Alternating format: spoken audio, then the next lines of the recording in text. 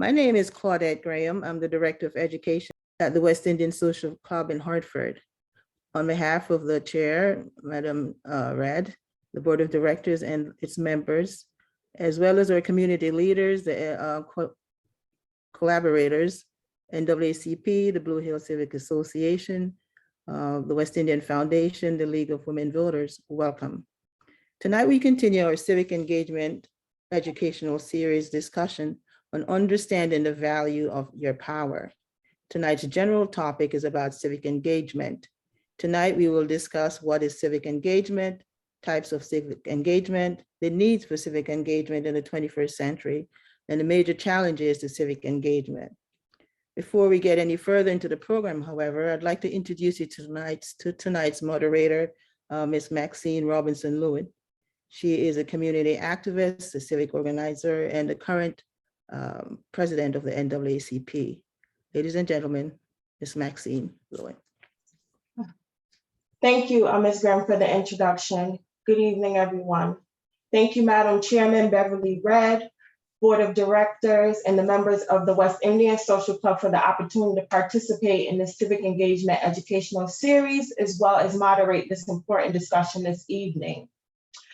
This year, as we are approaching the 2022 midterm election, we have the incredible opportunity to build Black political power at every level on the ballot. I have the honor and the privilege to introduce our keynote speaker for this evening. I've had the privilege to work with him on several occasions and never take for granted the opportunity to learn and take in the knowledge he is always willing to share. He is a pillar in the greater Hartford community with his commitment to the betterment of our community, specifically around our youth. I'm joined tonight by Kelvin Lovejoy, Director of Community and Family Engagement. Brother Student Minister Kelvin X. Lovejoy, affectionately known as Brother Lovejoy, has been a lifelong resident of Hartford, Connecticut. He has a 25+ year career in youth, family, and community development. Mr. Lovejoy has an extensive list of experience advocating and assisting young people in their transition to adulthood. His program resume includes Director of the 21st Century Community Learning Center at Lewis Fox Middle, Weaver High School, Hartford Public High, Quirk Middle, Program Manager for CTU Forum, Director of School and Community Partnership at Hartford Community That Cares. He has also worked with numerous nonprofit organizations, Blue Hill Civic Association, Hartford Communities That Care, Urban League of Greater Hartford, and so many more. For the last 5 years, Brother Kelvin X. Lovejoy has been the student minister at Muhammad Mosque number 14 in Hartford, which is located at 2550 Main Street under the leadership of the Honorable Minister Louis Farrakhan. He is a husband, a father of 4, an entrepreneur, youth advocate, and community activist. Brother Student Minister Kelvin X is on a mission to save our youth and community. Please help me and welcome our keynote speaker, Brother Kelvin Lovejoy. Sister Maxine, can I be heard? I'm sorry? Can you hear me? Yes. Wonderful, wonderful, wonderful. I want to say thank you, first of all, and good evening to all of you who are here this evening. I want to thank the leadership of the West Indian Social Club and all of the leadership that has allowed me to come on this evening. I too have had the privilege of working with Sister Maxine over these numerous years, and I consider her to be a friend, a sister, and an advocate.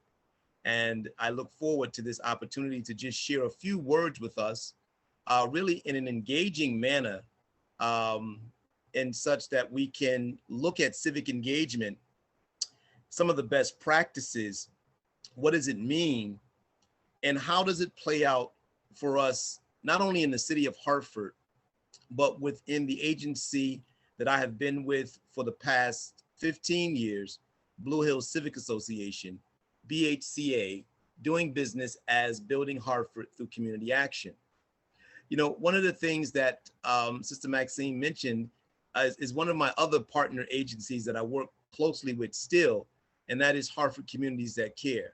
And I've been with Hartford Communities That Care for 26 years.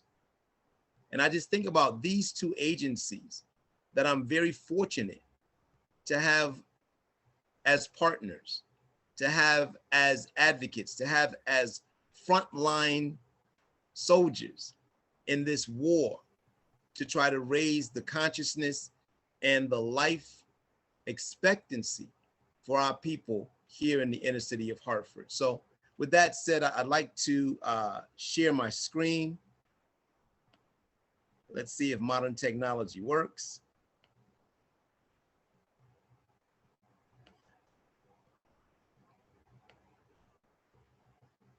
Can that be seen?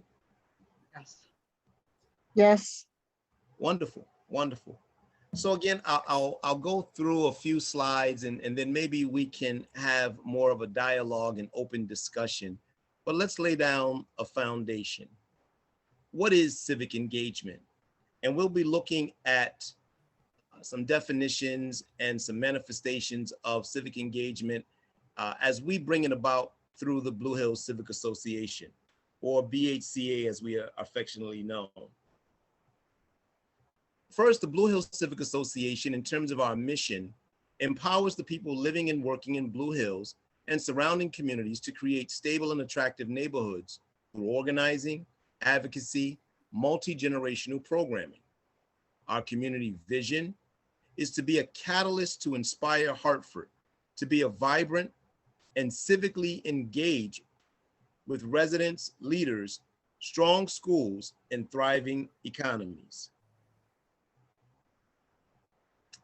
So as we get to why we're here today, what is civic engagement? Civic engagement or civic participation is any individual or group activity addressing issues of public concern. Civic engagement includes communities working together or individuals working alone even in both political and non-political actions to protect public values or make a change in our community. So that is a definition, if you will, that we might call the book definition or the dictionary definition. And simply what it means to be civic minded is to work in your community, to be engaged, if you will, in not so much politics, but in the governance of your community as well. My family and I are here in the northeast neighborhood of Hartford, and I make sure that I know what's going on in my community, whether it's big or small. Part of my civic engagement is making sure that we each year for the last 9 years, have our Northeast community cleanup. And we just finished one about 2 weeks ago, in which we had 175 youth and adults on Barber Street. And we cleaned from one end of Barber Street to the other, as well as the surrounding streets. And, you know, to hear the young people, to hear the elders, the adults, the business owners, those who worship in this neighborhood, come together under a spirit of civic mindedness is such an uplifting feeling. But let me continue. At BHCA, we do civic engagement predominantly focused on 2 areas. One is public safety and the other is educational equity. When we talk about public safety, we're talking about a reduction of violence in our community, addressing the abundant amount of trauma that exists with our families every day, community empowerment, and youth leadership for prevention and intervention. You know, we have a motto at BHCA that sounds like we work with youth to connect with families in order to change the community. Under educational equity, we're always working to promote quality education in schools. Also working to end or stop the school to prison pipeline. And then lastly, a focus on social justice and racial equity. In thriving communities, residents take action. Through civic engagement, such as voting and volunteering in your community, people develop and use knowledge, skills, and voice to cultivate positive change. Such actions can help improve the conditions that influence health and well-being for all.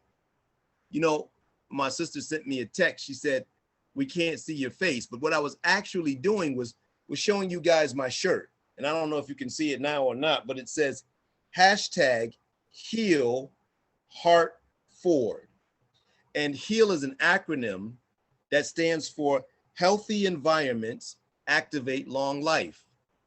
There's actually a study that was done some years ago that said those who live in the inner city of Hartford, because of its environment, the amount of stress, the health conditions, so on and so forth, have a 15-year reduction on life expectancy because of our zip code.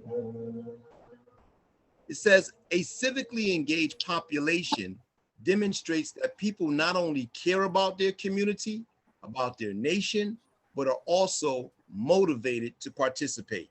So it's not just about talking about it, you know, that's good, but we have to be motivated. We have to mobilize at some point to get things done. What does civic engagement do for the community? Some research that recently came out spoke to these assets in terms of civic engagement, that it builds credibility and trust, that it provides opportunity for feedback and input, that it creates a sense of ownership in our community. It promotes a common identity and connection. It gives scalability and sustainability of different initiatives that are working to improve our community every day.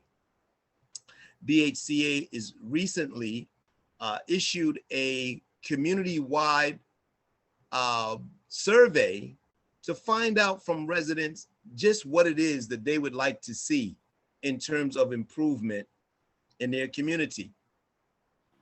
Overall, lots of folks talked about reducing violence. They talked about clean streets. They talked about better jobs. They talked about having safe neighborhoods. And so while most folk think that folks just don't care about the neighborhood, it's when you get door to door, face to face, and have the opportunity to engage with residents that you really find what's on their mind. I'd like to share a top 10 community engagement practices and principles. And what we've done is use pictures to describe not only the practice and principle, but how it plays out here at BHCA. So here are the practices and principles. Create an engaged plan, go where the people already are gathered, multiple opportunities to engage, work with and leverage trusted partners. The details matter. Appreciate the power of stories. Make it personal. Listen, value, and use stakeholder input. Communicate and follow up. And then lastly, track success. And so number one, create an engaged plan. BHCA was actually the director of an initiative that was in the Northeast neighborhood entitled, well, it was actually first called the Burns Grant, but later on it went on to be called CBCR, or Community-Based Crime Reduction. And within this model, one of the first things that we had to come up with, was a plan on how we're going to address crime and violence in this North End neighborhood. We looked at several different neighborhoods and finally came up with the Barber, Judson, Martin, Nelson Street area as the target for this particular initiative. I'll tell you that the plan was great. I mean, it read very well on paper. It sounded good, but I'll tell you the real work was when we had to go out and actually implement it. But the first step, number one, create an engagement plan. How are you going to knock on doors? How are you going to meet and greet the people? How are you going to meet the people where they are and find out what they want as opposed to telling them what we have? So that first step, creating an engagement plan, extremely important. Number two, go where the people are already gathered. And so, we couldn't sit at our offices at 410 Homestead Avenue and try to work with folks who live on Barber Street. We couldn't sit in our office that's clear over, in the upper Albany neighborhood near Blue Hills and try to figure out what was going on the minds of those on Westland, on Garden, right, on Nelson Street. And so we were out. We actually had a group of young people called the CORE team, C-O-R-E. And CORE stands for Community Organizers for Residential Engagement. And that's some of our young people who are here. And actually, many of them live in the neighborhood. And so we recruited young people between the ages of 18 and 25 who actually live in the neighborhood and then actually helped us to implement this initiative. So you got to go where the people are. You got to go to barbershops. You got to go to churches. You got to go to the local community center. You got to go right on the street corner and find out where our people are, where they already gather, and get them involved.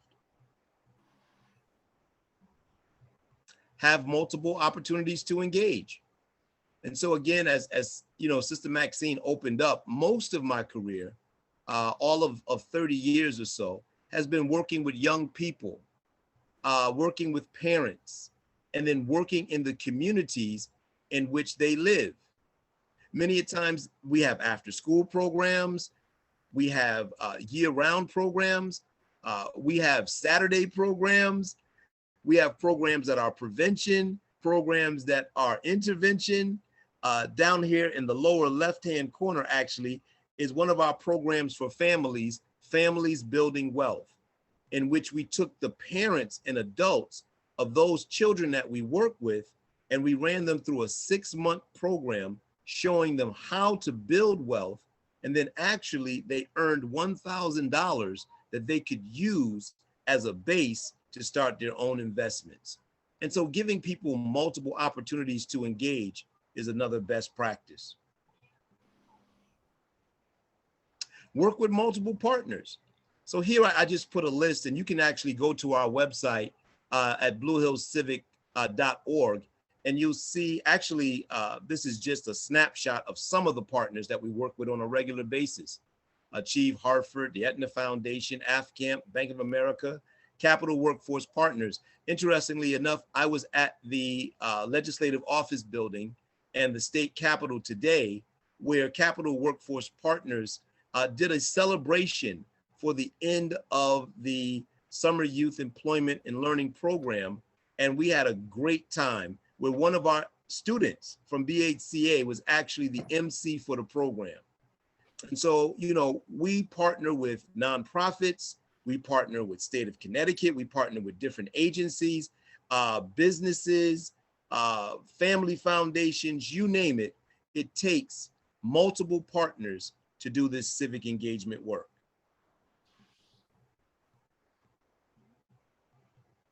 The details matter. When we talk about the details matter, again, when we engage our residents, it's really about finding out what they have been through. And actually, there's this next slide, I believe, is going to talk a little bit about the stories, but what's going on in our neighborhoods? How much do we really know? Not what we've just heard on the news or read in the newspaper, but how many times have we sat down at living room tables, at kitchen tables? How many times have we actually engaged with residents to find out exactly what they're going through? On the corner of Garden and Nelson Street, if you're familiar with it, a few years ago, actually about a year ago now, we had a 3-year-old shot. And we were heavily involved with what that family was going through, as myself and my team are also part of the crisis team that goes out when loved ones are shot, We have a contract with St. Francis Hospital. And so we literally know what's going on and the details of cases that you might see on Channel 338 or in the Hartford Current. And it gives us kind of a bird's eye view. It gives us an upfront understanding of what's going on in the lives of our people. This image on the left, I don't want to leave that out, the life cycle of an organizing campaign. And maybe at another time I can go a little bit deeper into this, but that's the process that we use for change. It's the process that we use to going from an issue to making change in that issue, to going from a problem to finding a solution for that problem. And it's a very engaged process in terms of using residents.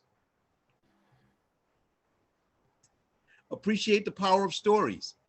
You know, these young people right here, you can't see it by their shirts, but that's the core team. These are our young people who are the community organizers for residential engagement.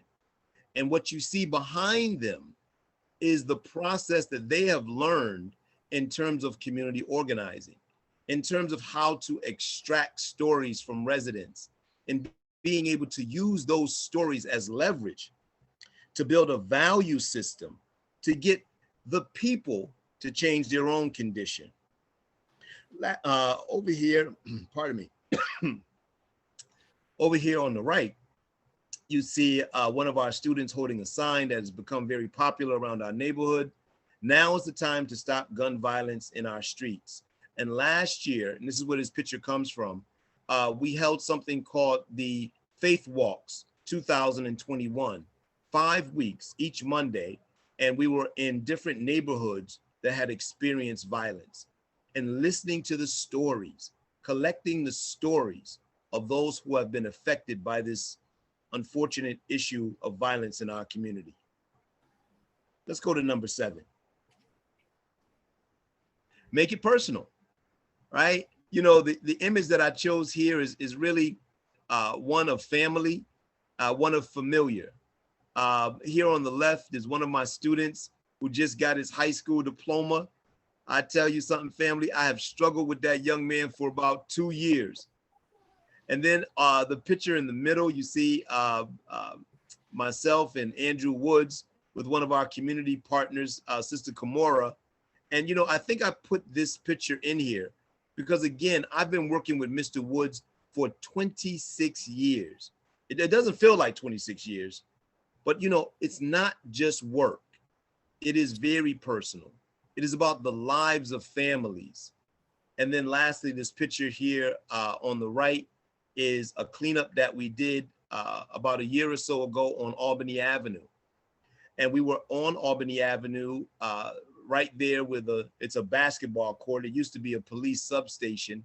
And we got a chance to meet families and meet residents who said, man, this is all right. We appreciate y'all coming out and helping to clean up the neighborhood.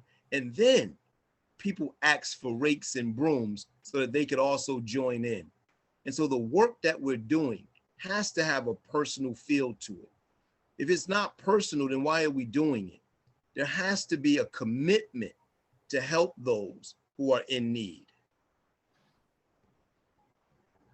Number 8, listen, value, and use stakeholder input. And so this picture on the left is actually at Norris Barbershop on the corner of Barber and Westland Street. And we had one of 3 barbershop talks. As you see, no one is wearing a mask there, so this is pre-pandemic. But we were able to bring 35 men together in the barbershop. And ladies, I don't know if you know or not, but you know, the barbershop is the men's social club, all right? Is where we gather. And yes, we get our haircuts, but we also get a chance to talk men talk and discuss issues that are going on in our community.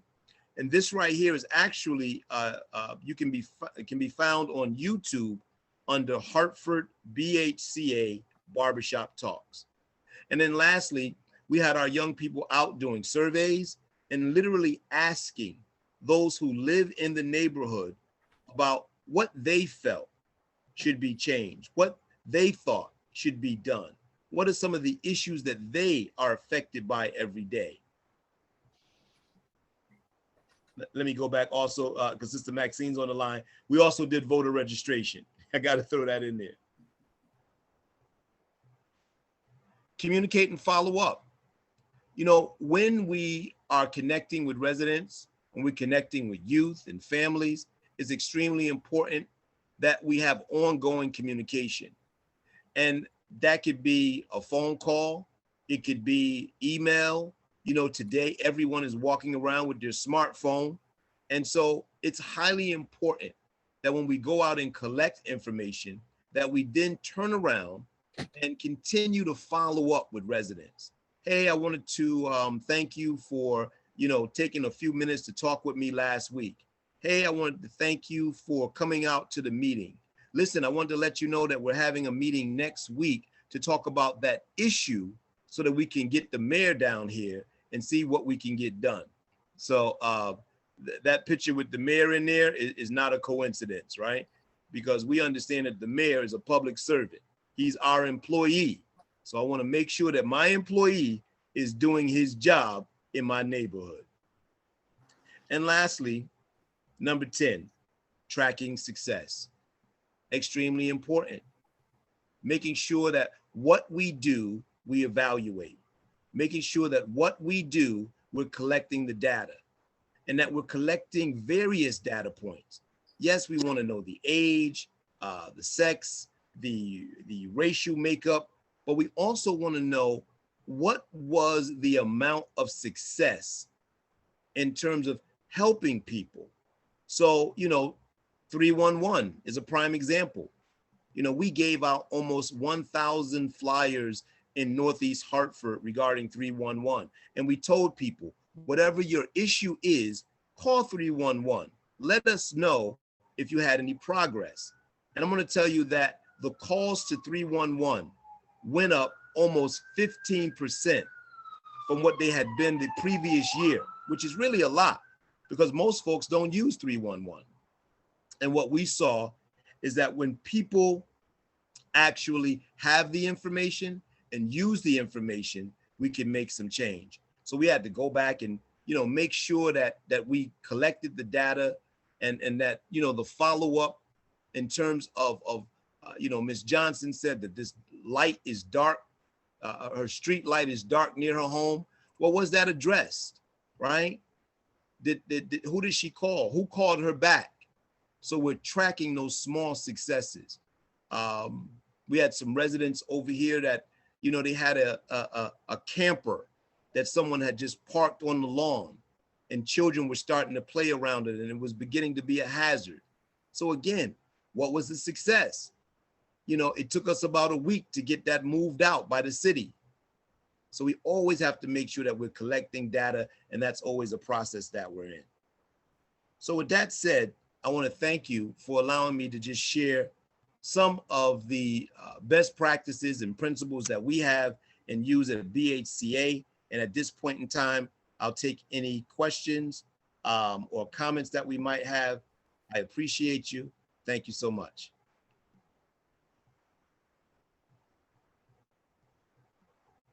I have a question for Yes. you, Brother Lovejoy. Early on in your presentation, you mentioned the survey that BHCA launched and got feedback from the community with the concerns and things that they wanted to see changed. Yes. Oftentimes, you know, as we talk about civic engagement, engaging our community, you know, I work with you around voter education, voter registration, and trying to empower our community. What are ways that we could better educate our community on the direct correlation between voting and addressing all those issues and concerns that they've expressed in that survey? Because oftentimes when we are out doing voter registration and we are engaging the citizens, I'm not going to say just Hartford, in the greater Hartford area, we get, oh, I voted in the last election and the person I voted for didn't do what he promised and so forth and so on. Or I voted and the person I wanted to win didn't win. And so there's often different things that discourage people. So how do we try to educate the community so that they know, like, what is the impact of their vote, why their vote really matters, and how them participating, right, in that civic process help to address their issues and concerns? Thank you for that question. I think it has a lot to do with education, right? And you have to start small. What we have seen with our young people, our teenagers, is that first we have to give them an understanding of power and where power lies. We have heard for, a long time, make sure you vote, make sure you vote, make sure you vote. And as you know, we have a lot of voter apathy. It's really based on people not understanding, quote, how the system works. It's also them not understanding that they have power, that the politicians work for them. I don't work for the politicians. And then sometimes we have to give a demonstration to the people to show them that the public servant is just that, a servant to the public. So, it does mean having these small meetings. It means going to churches. It means going into communities and having, listening campaigns. It means, again, starting with a small issue and getting a win, right? A lot of times we're going for the big things. Start off small, right? Get a few people and who live in the same neighborhood, if you will, who have the same issue, and get them to organize a meeting and have the politician come to the meeting. So many times people are trying to go to Capitol Hall, or to City Hall or to the state capitol, and there are times for that. But there's nothing more empowering to the people than to have the public servant come to their meeting and have them, you got to prep them though, right? Because if not, they'll fall back into the same old mindset. No, hold the public servant accountable. And when they have those kinds of small wins, their voting confidence goes up. I think part of the problem is that we have low voter confidence. So it starts small and we build from there. Thank you. Other questions? Yes, I have a question. Brother Lovejoy, thank you so much. Giving us a lot of important and information and all the things that you're doing. Really appreciate Blue Hill Civic Association and all the things that you guys are doing over there. Most of the conversation though is centered around youth and the advocacy, and God knows we need that. But is there anything that you do or plan around the elderly? We have a lot of health disparity, a lot of racial, disparity within the medical treatment, and inequity, even when you can advocate for yourself. Is there any plans or any program that you also have that address the elderly? That's a very, very good question. And I will tell you that, BHCA is actually the facilitator for the Northeast Senior Center. And, we are very privileged to be able to work with our elders in the community. One of the engagement ideas that has come across our desk, or my desk specifically, it came from Miss Hattie, who is 100 years old. And she wants to get a group of young people and have a dialogue go on, right, with them and their elders about the Constitution. What we don't understand, many of us, is that there's so much power in our elders. And we come from a tradition where elders were honored. I think we have to go back and understand what it means to honor our elders. We also teach our young people that every every human need is a human right. And so people, they have a need for good health care. They have a need for quality education, quality housing. And so all of those needs are also rights. And so wherever we see someone whose needs are not being met, it usually means that rights are being violated.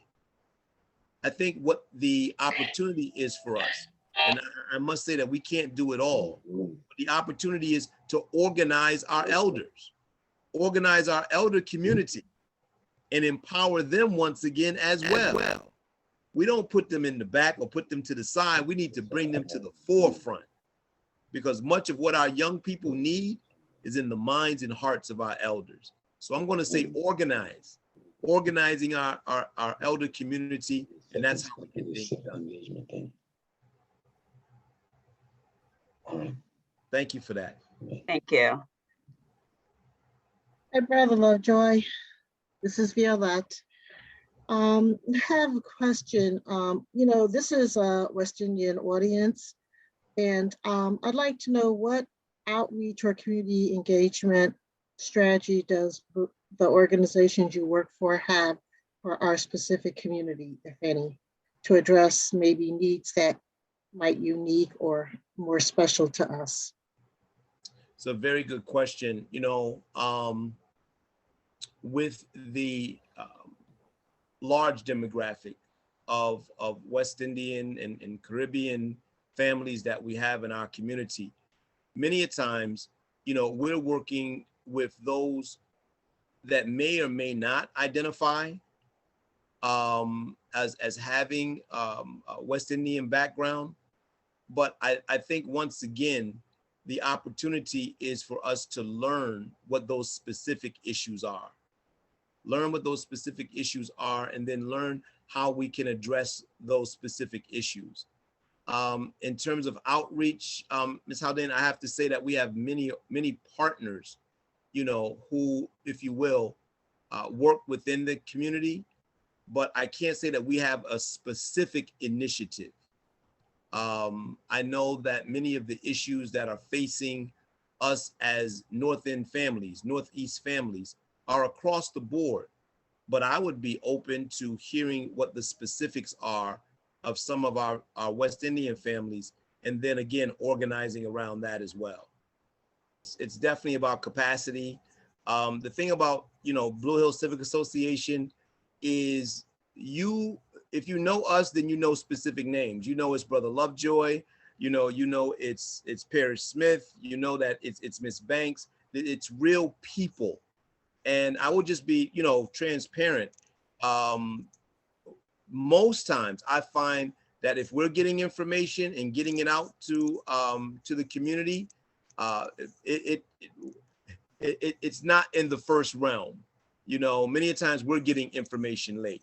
Many a times we have to scrounge for information, you know, and unfortunately, all of us, all of those on this line who look like you and I, many a times are fighting against a system that is not, if you will, equitable and not distributing information in a timely manner. And so we see a system that is dysfunctional, and that's why we organize. We organize against the system that is dysfunctional and not working for any of us.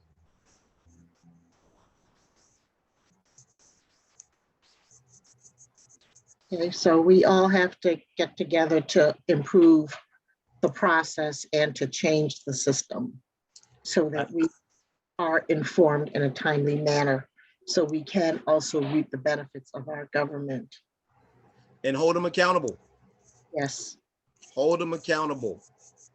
You know, that's the one. You know, I was in a meeting a few minutes before this, and you know, it was a meeting of gentlemen who were formerly incarcerated. And we're talking about men who, you know, have been incarcerated 10 years, 20 years. There was a brother there who was incarcerated 30 years. And, you know, one of the things that was said in that meeting was about, he said, you know, we have to learn how to trust the police more. And, you know, I looked across the room like, really? Okay. Didn't expect to hear that. My comment is this: politicians and systems work for the people. We are not at their mercy. We are not at their mercy. Many a times I have to tell my young people, we don't want to wait until what the mayor wants. We don't want to wait until Senator so-and-so or Representative so-and-so. If we have an agenda, we should put our agenda, right, on the table and say, this is what we want, and then be proactive about it. So we have to make the change that we want. Brother Lovejoy, I have a question. Yes. The main topic, the main focus is understanding our value and our power. And while you were presenting, you talked about the trauma that our people, that our citizens feel. How do you reconcile the violence and the killing and all that? How do you get the group together to understand their value and their power, and that even though we have the right to vote, it does not stop there. We have to hold our politicians accountable. We have to hold the police force accountable. And so if it's about standard of living, if we want to change the environment and to reduce the trauma, how do you suggest that we approach these challenges? That is such a broad question. It is. And I tell you, we could take all night, but here's what I will say. And again, you know, this is why I wore my shirt today, right?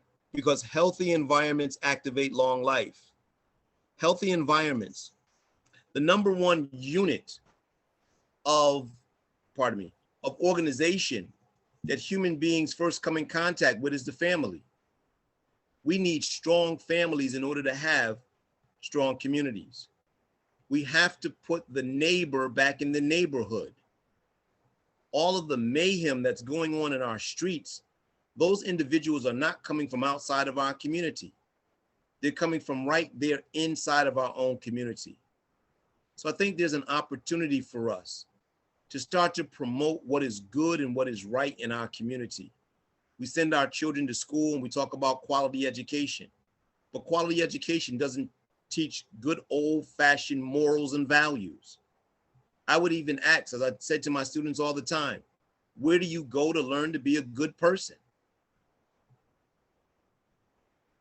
And many a times it's silent. We ask the question, how many Black bookstores do we have in our city? We have over 250 different churches in the city of Hartford, a city that is 18 square miles, and most of that is park. There is an opportunity for us to do the right thing and raise children that are morally strong, but we have to take a strong position. And amazingly enough, we can't legislate morals. It is up to mothers, fathers, grandmothers, and grandfathers for us to get back on our job and put God back at the forefront of our families. I can talk about God here, right? Okay, I'm just checking, you know, because many a times, you know, I'm in schools and there is a separation of church and state. And so we have these children who walk around and they're more connected to these cell phones than they are to scripture, than they are to knowing right from wrong. They listen more to their peers and to their friends and to their parents. But all babies still come in the world the same way. There's a mother, there's a father. And so we have to start with the basic unit. And I think if we strengthen families, we can strengthen our community. I have a follow-up question for that. Historically, the Black church has been the foundation, even when the family failed, to help to address some of the ills in our society, and especially for the young people, to refocus them and change their mindset about what they're going through, their life, they're at home. Stop talking about church. You know, so do you think that the church has a bigger role to play when it comes to refocusing and addressing some of our ills in society? Definitely. That's but you know, one word, definitely, right?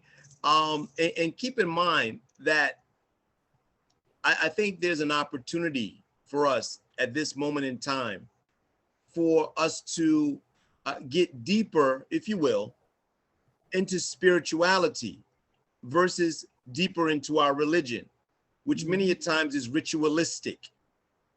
And so it's time for us to come out of the four walls and go into the four corners. It's time for us to take what we believe out of the building and bring it into the streets. And so last year when we had faith walks, you know, we started out with maybe 25 people, and we were on Barber Street, and we went to the location where a 17-year-old was killed. And we had about 4 different churches with us, and we had the prayer warriors pray, and we met with residents, we met with family members. From word of mouth, we had 50 the next time. And then after that, we had 75 the next time. And we capped over 100 by the time we were done with those walks. And so there is power in the church when it comes out of the church. So we have to come out of the walls and come into the streets. That's just my opinion. Thank you. I did place my phone number as well as email address in the chat for anyone that would like to reach me or reach BHCA.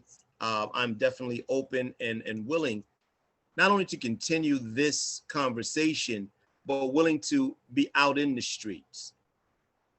That's where our young people are. And we're losing them day in and day out.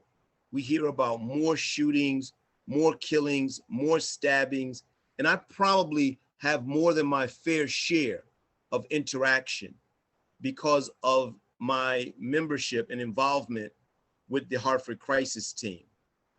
And I go to the hospital time and time and time again.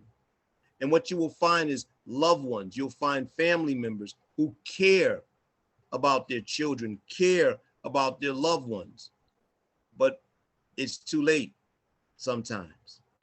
It's too late after the stabbing. It's too late after the shooting. It's too late after the car crash that kills 2 or 3 young people because of alcohol and speeding. And so those of us who are civic minded, those of us that have the power of spirit and faith, I think it's just time for us to turn our game up and take it to the streets. Ms. Maxine? Okay, Max. Yeah, I was gonna say, I wasn't sure if anyone had any additional questions, but if not, I just wanted to just thank you, Brother Lovejoy, for all the empowering discussion and for sharing so many gems with us this evening. I hope everyone is leaving this discussion empowered to become more civically engaged and understanding our power. I would also like to challenge everyone on the call today to reach out to 5 people. Just make sure that they have the tools and resources, just to make sure that they have the tools and resources to make their voices heard, make sure their concerns are heard. Thank you again, Madam Chairwoman, Board of Directors, and members of the West Indian Social Club for allowing me to moderate this very necessary conversation. And thank you. So, Mrs. Graham, I will turn the program back over to you. Thank you, Maxine. Thank you so much. You did a great job moderating the program. Brother Lovejoy, thank you.